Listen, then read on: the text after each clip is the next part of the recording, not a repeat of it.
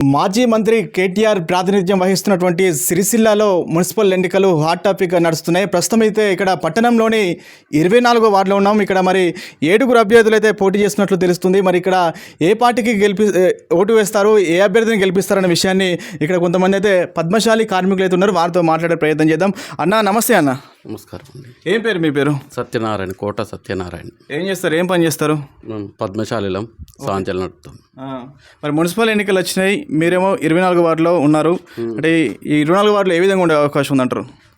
24 వార్డుల BRS party అభ్యర్థి బూర మల్లికార్జున్ గారికి మేము ఓటేస్తాం. ఓకే, ఏంటంటే ఏం చేసిండు ఇంతకుముందు మరి అతను? ఇదివరకు మా చిన్ననాటి స్నేహితుడు. ఇదివరకు 2001లో కూడా అతను చాలా స్వచ్ఛందంగా ఈ రాజునగర్ గ్రామంలో లైట్లు లేని కాలంలో, మన దగ్గర ఫోన్లు లేని కాలంలో, అప్పుడు చాలా దొంగల భయంతో తిరిగినప్పుడు కూడా ఒక యువతగా అతను ముందు నిలబడి రాత్రి 8 గంటల సమయంలో 9 గంటల సమయంలో 2-3 కలిసి అతను ఎంతో ఊరికి ఏ దొంగలు అల్లజడి లేకుండా కర్ర తీసుకొని రాత్రి 1 గంట వరకు తిరిగేవాడు మా గ్రామంలో. అతను మంచి మంచి పనులు చేసిండు. ఒక యువతగా మా ఊళ్ళే మంచిగా అతను చిన్ననాటి నుంచి మాకు దోస్తు మిత్రునిగా అతను చాలా కార్యక్రమాలు చేశాడు. స్కూలు పనులు కానీ లేదంటే గుడి పనుల్లో కానీ. ఇదివరకు మా ఊళ్ళో గుడి హనుమాన్ టెంపుల్ అనేది ఉంది. హనుమాన్ టెంపుల్లో కూడా ఇదివరకు అతను మంచిగా డెవలప్మెంట్ చేసేవాడు. అతను మంచిగా చిన్ననాటి నుంచి అతను హావభావం అనేది ఏంటంటే ప్రజలకు సేవ చేయడమే. అతను ప్రజల్లో ఉంటాడు. మంచి మాట వ్యక్తి, విలువగల మాట వ్యక్తి. మాట్లాడినట్టే ఖచ్చితంగా అతను ఎలాంటి తప్పు లేకుండా మాట్లాడతాడు. తను చిన్ననాడు నుంచి అయినా మా గ్రామానికి, మా వార్డుకు అతను హెలలేని సేవలు అందించాడు. చిన్నదానంలో అట్లా దొంగలు రాకుండా తిరిగేవాడు. దాని తదనంతరం మాకు ఒక హనుమాన్ దేవాలయం ఉండే. హనుమాన్ దేవాలయంలో కూడా అతను దేవాలయం టెంపుల్ గురించి ఎన్నోసార్లు కష్టపడేవాడు. స్కూల్ గురించి కష్టపడేవాడు. చాలా ఇట్లా కార్యక్రమాలు అతను ఎప్పుడు మా గ్రామం మీద పనిచేసేవాడు. బీఆర్ఎస్ పార్టీతో పాటు ప్రధాన పార్టీలు అయినటువంటి కాంగ్రెస్ కానీ బీజేపీ నుంచి కూడా పోటీ చేస్తారు. అంటే బీఆర్ఎస్ పార్టీ అభ్యర్థి గెలిస్తేనే అభివృద్ధి జరుగుతుందని మీరు ఎందుకు అనుకుంటారు అసలు? మరి బీఆర్ఎస్ పార్టీ అని కాదు, మా గ్రామంలో అతను చాలా మంచి మంచి పనులు చేసేవాడు.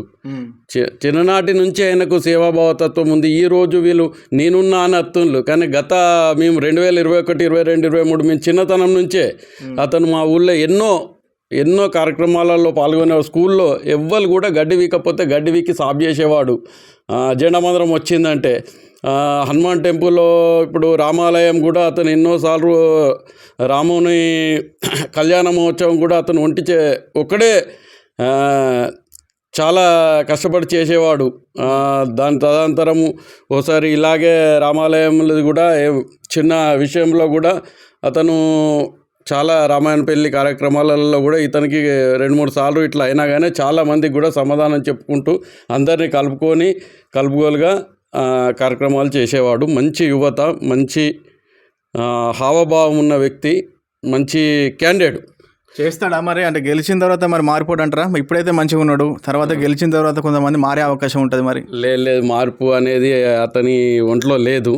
అతను సేవాభావం కలిగిన వ్యక్తి. ఈరోజు వచ్చే వాళ్ళందరూ 5 ఏళ్ళకోసారి కనబడ్డోళ్ళే. వీళ్ళంతా ఎవరు లేరు. కాంగ్రెస్ కానీ బీజేపీ కానీ వీళ్ళంతా అసలు ఎవరో మా గ్రామస్తులకు కూడా తెలియని పరిస్థితి. ఈరోజు ఓట్లు ఎలక్షన్ రాగానే అన్న నేను అజ్జెత్తా ఇజ్జెత్తా అని అన్నారు. కానీ ఇతను అలా చెప్పేవాడు కాదు, చేసేవాడే. ఎందుకంటే ఇతను ఎవరినైనా మా రాజునగర్ ఎవరినన్ను అడుగుల్లి, రాజునగర్ గ్రామంలో కానీ మంచి సేవాభావం ఉన్న వ్యక్తి, మంచి లీడరు, మంచి ఏదైనా సరే పేజ్ చేసేయగలిగేంత హృదయం ఉన్న వ్యక్తి. మరి వార్డులో ఎటు సైడ్ ఉంది మరి? ప్రజలందరూ ఏమంటారు మరి? ప్రజలందరూ ఖచ్చితంగా మల్లికార్జున్ వైపే ఉన్నారు. ఎందుకంటే అతను మంచి వ్యక్తి కాబట్టి, అతను మంచి మనిషి. అతను చాలా కష్టాలు, మేము చిన్ననాడు వాటర్ ట్యాంక్ ఉండేది రాజునగర్, ఎవ్వరికి తెలియదు. అది పాకురు పట్టి అడ్డం పడితే అతనే సేవాభావంతో ఎన్నోసార్లు క్లీన్ చేశాడు. అంటే ఫస్ట్ నుంచి అతనికి సేవాభావం ఉంది. ఈ ఊళ్ళో ఎవరికి చాలామందికి అతని గురించి ఎవరిని అడిగినా చెప్తారు, చిన్ననాటి నుంచి ఆయనకు సేవాభావం ఉన్నది. మళ్ళీ మంచి లీడరు, మంచి ఎడ్యుకేషన్ పర్సను. అతను చిన్ననాడు తల్లికి సహాయపడేవాడు, తండ్రికి వ్యవసాయంలో సహాయపడేవాడు, ప్రొద్దున దాకా చదువుకునేవాడు, నైట్ అయితే ఎవరి దొంగల భయం రాకుండా తిరిగేవాడు. మళ్ళీ దేవుని విషయానికి వస్తే దేవుని కూడా అతను ఒక్కడే, అక్కడ టెంపుల్ ఉంటుంది, టెంపుల్లో కూడా అతను ఒక్కడే పలు కార్యక్రమాలు ఎన్నోసార్లు టెంపుల్ అంతా ఊడవడం కానీ చేయడం కానీ. ఈరోజు అందరు వచ్చి ఆ టెంపుల్ కాడ కొబ్బరికాయ కొట్టి దండం పెట్టి దేవుడా అంటారు, కానీ అసలు ఆ దేవుడు ఎలా నిలబడ్డాడ, అతని కష్టం. స్కూల్ కూడా ఈరోజు ఇంత క్లీన్గా, ఇప్పుడు అందరు నేను వచ్చి నేను మొరం పోతా, నేను అది చేస్తా ఇది చేస్తా అని అంటున్నారు, కానీ ఒకప్పుడు ఆయన కష్టపడి పనిచేసిండు. బురదల కూడా అతను జెండమందరం వచ్చిందంటే కానీ ఏది కానీ వాళ్ళ కార్యక్రమాలలో ఆయన ఇళ్ళటి నుంచి ఆయనకు మంచి సేవాభావం ఉంది.